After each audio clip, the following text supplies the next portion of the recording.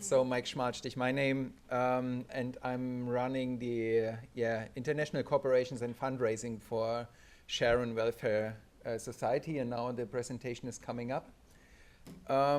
First of all, I thank you for being invited and having the possibility to speak up here. And second, I was very humbled, and we jointly were very humbled and overwhelmed when we were awarded yesterday for the Mahatma Award for the social good. So I have to thank you for the recognition, and for what I will introduce you the next few minutes. And I forgot to start my timer because I want to keep my time control by myself.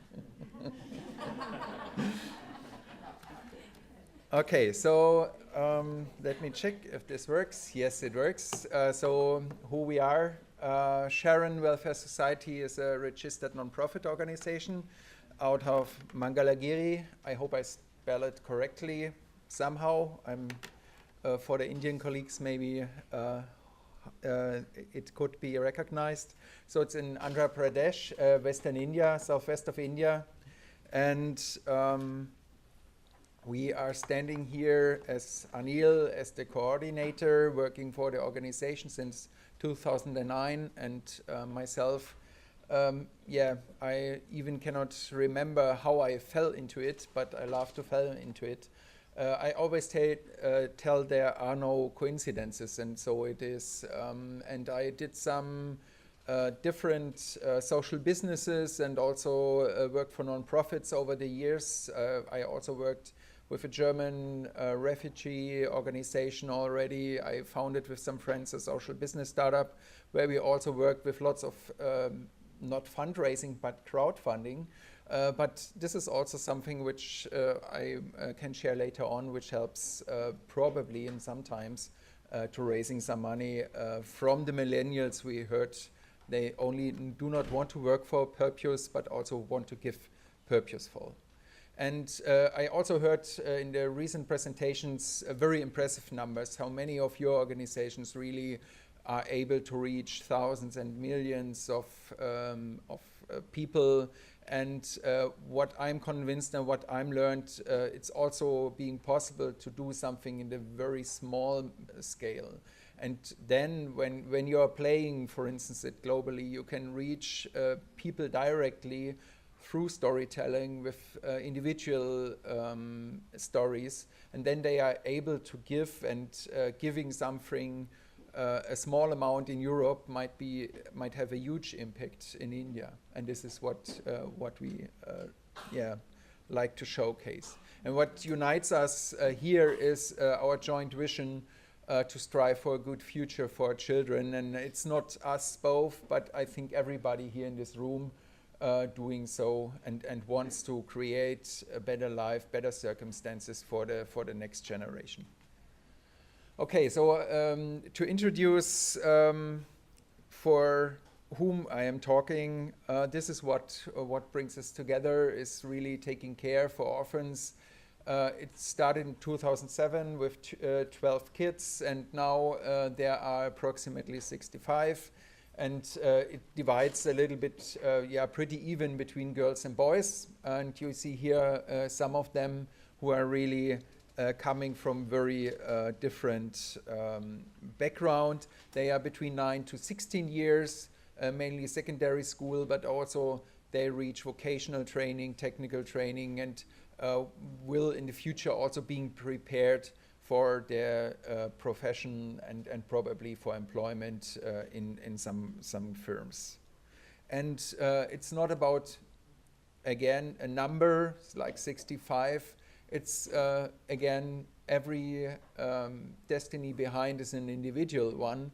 So this is Blessy, and Blessy is the girl where the whole story started with.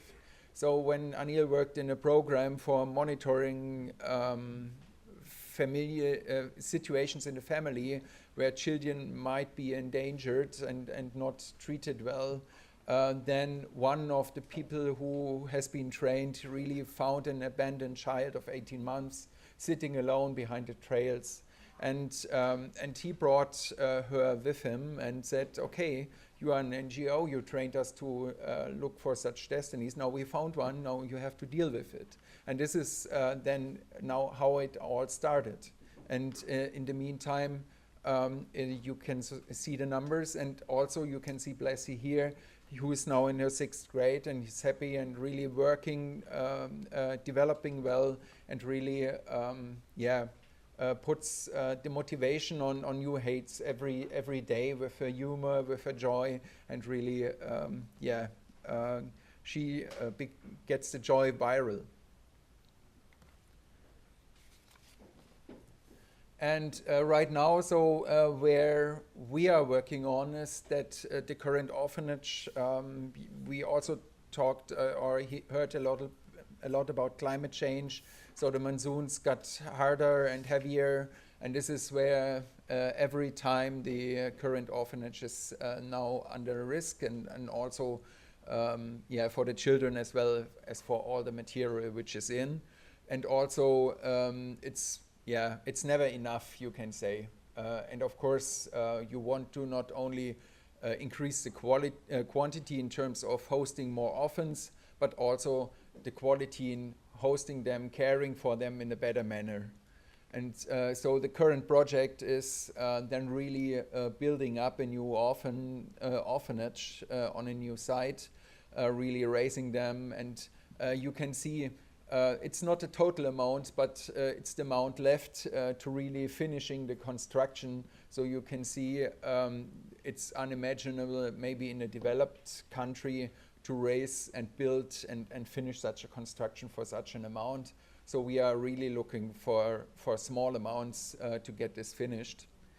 And I will share later how we do it. And it's not so. This is about the basics, and the basics is just really hosting them, creating a shelter, feeding them, and really taking care for them. But in the future, of course, we would like to do much more. It's also not about the children itself, but also the environment in terms of helping, for instance, women by training them to sustain their life better, and not necessarily giving away their children for that someone else need to take care for. And it's also the basics like having a transport vehicle to ensuring that even in bad weather conditions, the children can directly and safely visit the school. So once again, directly tangible situations make it much more imaginable what needs to be done. And then maybe it's an obvious thing, then also if children, they are learning by playing, and the better the quality of the toys and the material they can handle and spend their time with, the better they will also behave and develop. And learning and sharing is caring, which means if we can share the opportunity, if we can share the knowledge also via the countries, then of course you get a better understanding and a better support. And that's why we want to create an international volunteering program specifically for this orphanage, to really bring people on site, letting them take the experience and bring them home, and then really engage their communities. What we also learned, and this is some of the basics, but when we are raising funds, then we very often telling them, and I'm just showing up the basic principles, what we are taking care for. So that if the pledge is being used, that and this is only, I know, possible in small scale engagements, that you say, okay, I'm doing this volunteering on top of my time, so that I don't have any overhead costs. So every cent, every dollar one is spending will directly go to the orphanage. But this is one of the principles we use when we are doing fundraising. And also some of the former experience out of my social business, that we try to correlate the investment as direct as possible to the invest, to the projects. So if one wants to support the vehicle for the school transportation, then he can be sure that the money is taken for exactly for that. And he will get information on that, how it works, and will get some information from the kids who are visiting school, just to take an example. So this one just to make it tangible as well, and this is how we will close the presentation is, this is like we do now the fundraising in terms of a crowdfunding campaign for really finishing the construction of the shelter.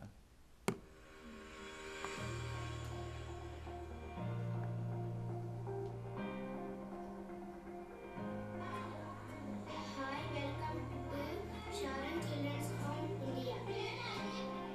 The home was built for me and me and for all of us. We stay and study here.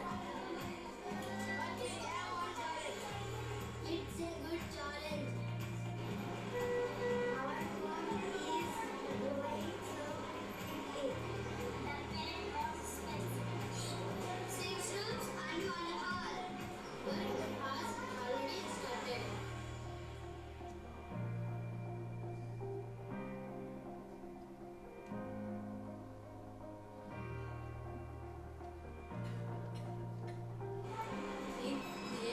Big job. With a huge price tag. For different people. Home for vendors and equipment. For the teachers, engineers, doctors who study here. For every lady, child who wants to live.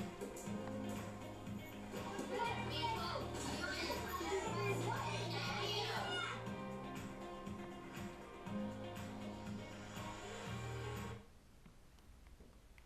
With that having said, if you have further questions, reach out to us. We have a booth here. And if you want to reach out later on, there are the contact details. Thank you for your attention.